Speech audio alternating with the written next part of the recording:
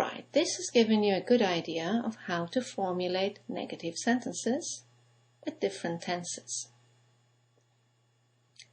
Let's move on to negative words, which is another way of making a sentence negative, changing a positive word in the sentence to a negative word. Examples of negative words are no, no one, nothing, never, no longer, neither nor, very little, very few. Let's see how these work. Let's contrast them with negative sentences as you have just reviewed. So, we have a sentence here. There are some people. Let's change that into a negative sentence. First, there are not any people. And now replace not any with a negative word, like no. There are no people. That's right. So you have two ways of making the sentence negative. Let's look at another sentence. There was someone at home. There wasn't anyone at home. And now we can replace not anyone with the negative word no one. There was no one at home. We saw something. Let's change that into a negative sentence with a negative verb. We didn't see anything. And now we can replace not anything with nothing. We saw nothing. I've always done this. Negative verb. I haven't ever done this. Negative word. I've never done this. It is still raining. It's not raining anymore. And we can now replace not anymore with the negative expression no longer. It is no longer raining. We drink both wine and beer. Negative sentence. We don't drink either wine or beer. Now we can replace not either or with neither nor. We drink neither wine nor beer.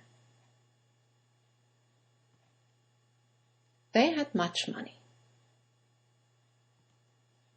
They didn't have much money. Not much is little or very little. Let's put that in the sentence. They had little money. They had very little money. And our last example. She knows many people. She doesn't know many people. Not many can be replaced by the negative expression few or very few. She knows few people. She knows very few people. Let's just stay with the words little and few for a while, because it's important that you note this little point. Little and few are negative. As you have just seen, they are the opposite of much and many, and mean almost none. If you add the word a to these words and say a little and a few, they become positive. They mean some. So you've got to be really careful which one you use. So when you hear or say they had little money, it means they had almost no money.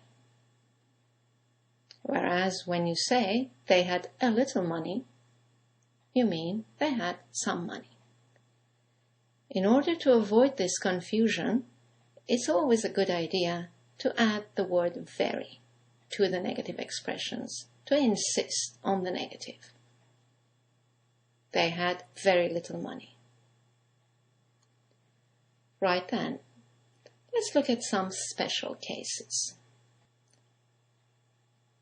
The special cases are where your word is in the subject position and you want to make it negative. The first group you should look at is all, everyone, and everything. When you have a sentence that begins with these words, where these words are the subject of the sentence, and you want to make it into a negative idea, you have two ways of doing this. You can add the word not to the beginning of the sentence, or you can use a negative word, which is the opposite of all, everyone, or everything. The opposite of all is none, the opposite of everyone is no one, and the opposite of everything is nothing. However, be careful that depending on which form you use, the meaning changes. Let's show you an example. Let's start with the sentence, all the guests have arrived, and make it negative by adding not to the beginning of the sentence. Not all the guests have arrived. This means that only some of them have arrived. However, if you use a negative word, that is, none, the opposite of all, to make the sentence negative, it means something different.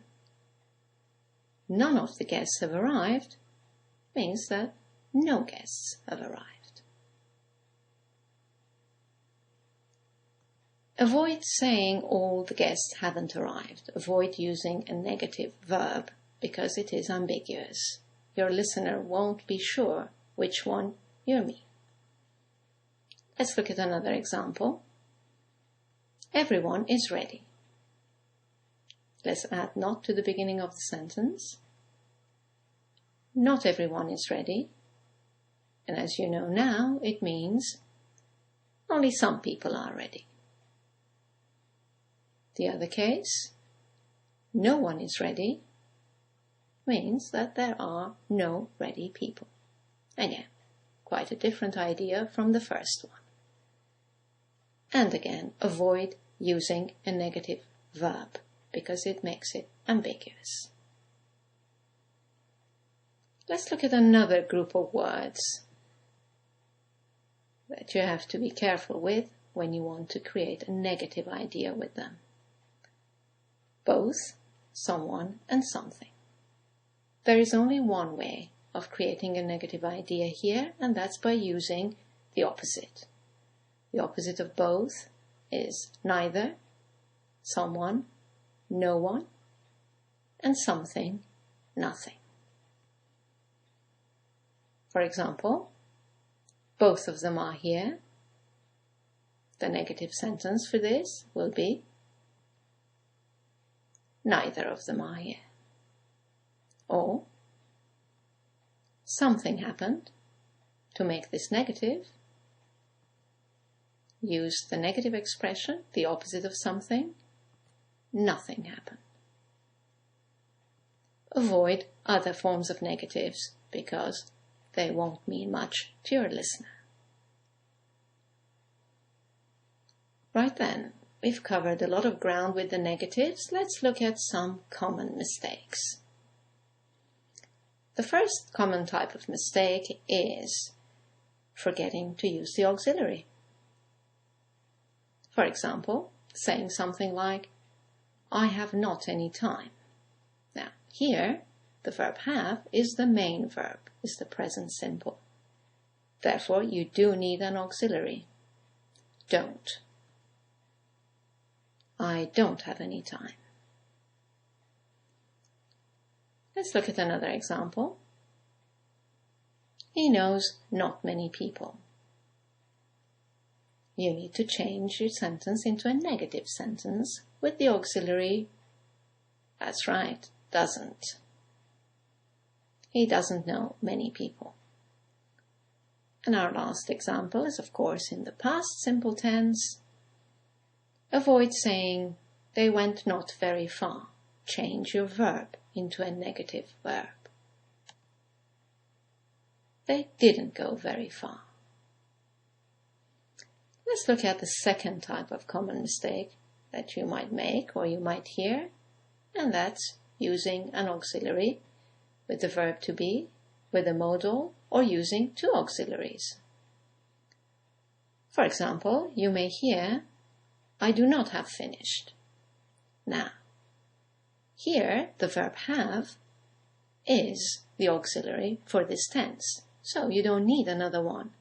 You can simply add not to the auxiliary have. The correct form is, I haven't finished. Or you might hear someone use an auxiliary with a modal, like this. He can swim. Again, there is no need for the auxiliary doesn't. Can is a modal verb and takes direct negative. He can't swim. Let's look at an example with the verb to be. I didn't be able to call. Once again, adding not to the verb to be is enough. No need for didn't. I wasn't able to call. And finally, the last type of common mistake with negatives is using double negatives. That's right. Let's look at an example. You may hear, I don't have nothing. What's happened here is that you've used both a negative verb and a negative word. Remember, they are alternatives. You can say, I don't have anything, or use the negative word. I have nothing. Let's give you one last example of a double negative. I haven't never been there. Once again, just either use the negative verb or the negative word. Negative verb, I haven't ever been there. Or negative word, I've never been there. Well, that's all for the negatives. I hope you've enjoyed this video and have learned the negatives well. I'm sure you'll be a lot more comfortable and confident in using them from now on. As you know, for more information, you can go to our website, anglolink.com. You can read the explanations I've just given you, do some exercises to reinforce, consolidate these points, and I'll see you in the next video. Thank you for watching. Bye now.